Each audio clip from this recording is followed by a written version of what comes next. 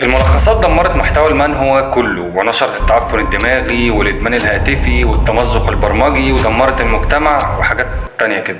بص يا اسطى، سواء انت بتتابع ملخصات على كينج المانهوا او مانهوا كافيه او ماستر اوف مانهوا، كل دي قنوات اسطورية واحسن مني 100 مرة، بس انا عندي مشكلة مع تثبيت فكرة واحدة مع محتوى معين، اللي هو انت هتتكلم عن مانهوا يبقى لازم تعمل ملخصات. طب يا عم، عايز اعمل مراجعة او اتكلم عن شخصية معينة او طبيعة العالم بتاع المانهوا دي، طب حتى الفكرة اللي المانهوا عايزة توضحها، المشاهد اللي هو انت عبيط يا اسطى، عايز تعمل حاجة غير ملخصات منهوا؟ انت ملحد يالا، انت المهم يعني اللي انا عايز اقوله ان القنوات دي عامله شغل حلو جدا ويحترم وكل حاجه، لكن ليه احنا خلينا او ثبتنا فكره اللي هو ملخصات وبس؟ خلينا نحدد مشاكلي مع موضوع الملخصات ده. اول حاجه مده الفيديو، اقل فيديو من دول 20 دقيقه مثلا، وده كده واد كحيان، وبتوع الملخصات هيبصوا له باحتقار سنه بعد الفيديو ده.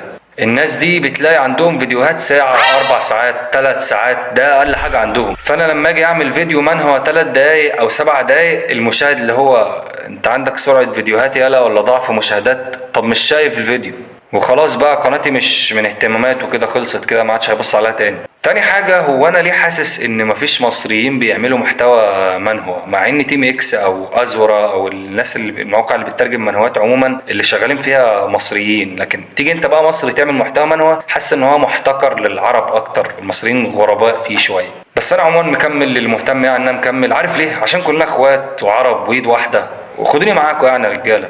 ثالثا، الفكرة الأساسية لموضوع الفيديو إنك عودت المشاهد إن المحتوى ده بيتعرض بالطريقة دي، إنما إبداع بقى وفكرة وموضوع وحوارات فكك مني، أنا عايز ملخصات. بس الحمد لله على كل شيء، أنا معاكم رجالة، أنا موجود. لو أنت عايز حد يتكلم عن المانهوا والمانهوا أنا معاك، ما تخافش. أهم حاجة لو وصلت هنا ما تنساش الاشتراك وتعمل لايك لو عجبك الفيديو.